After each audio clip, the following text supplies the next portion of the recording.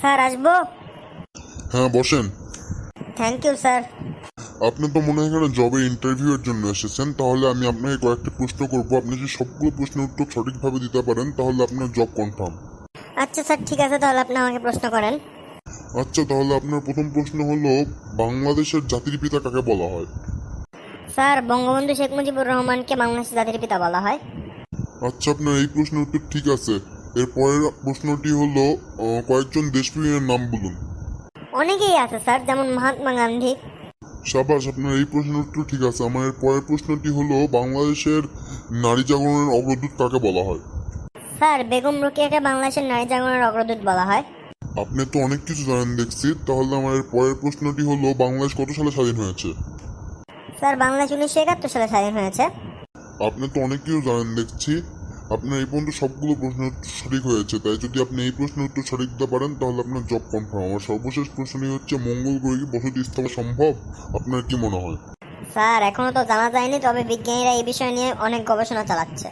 আপনার সবগুলো প্রশ্নের উত্তর সঠিক, তাই জন্য আপনার job confirm. Thank you so much sir.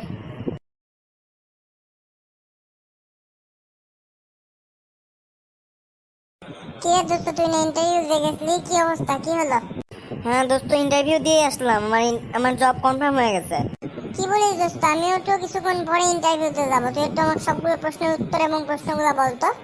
প্রশ্নগুলো তো আমার ঠিক মনে নেই, কিন্তু সবগুলো প্রশ্নের উত্তর আমার ঠিক মতো মনে আছে, আমি সেগুলো বলতে পারবো। হ্যাঁ নে, তুই সবগুলো প্রশ্নের উত্তরে আমার ঠিক মতো বল নে। আমার প্রথম প্রশ্নের উত্তর ছিল বঙ্গবন্ধু শেখ মুজিবুর রহমান। দ্বিতীয় প্রশ্নের উত্তর ছিল অনেকেই আছে, যেমন মহাত্মা গান্ধী। তৃতীয় প্রশ্নের উত্তর ছিল বেগম রোকেয়া। চতুর্থ প্রশ্নের উত্তর ছিল 1971 সালে, এবং পঞ্চম প্রশ্নের উত্তর ছিল এখনো জানা যায়নি, কিন্তু বিজ্ঞানীরা নিয়ে গবেষণা চালাচ্ছে। সত্যি বলতেছিস দোস্ত? হ্যাঁ দোস্ত, আমি কনফার্ম। তো যেই প্রশ্ন করবে তুই খালি সিরিয়াল ভাবে খালি এই উত্তর দিবি, তোর জব 100% কনফার্ম হয়ে যাবে। আচ্ছা দোস্ত, ঠিক আছে, থ্যাংক ইউ। থাক, আমি কিছুক্ষণ পর ইন্টারভিউতে যাবো, আমি বাসায় যাই রেডি হই।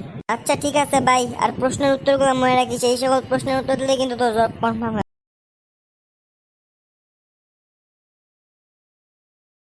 স্যার, আমি এখানে জবে ইন্টারভিউ দিতে এসেছি এবং আপনি আমাকে যেগুলো প্রশ্ন করবেন আমি সবগুলো প্রশ্ন ঠিকঠাক দিব। আচ্ছা, ভালো কথা। আপনার নাম কি?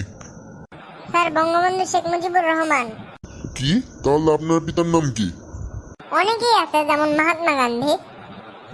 আপনার মা ঠিক আছে তো? আপনার মাতার নাম কি? স্যার, বেগম রোকেয়া। আপনি এসব কি উল্টাপাল্টা বলছেন? আপনার জন্মসাল কত? 1971 স্যার। স্যার, আচ্ছা, আপনি আমাকে এটা বলেন তো, আপনি কি পাগল? এখনো জানা যায়নি, তবে বিজ্ঞানীরা এই বিষয় নিয়ে গবেষণা চালাচ্ছে।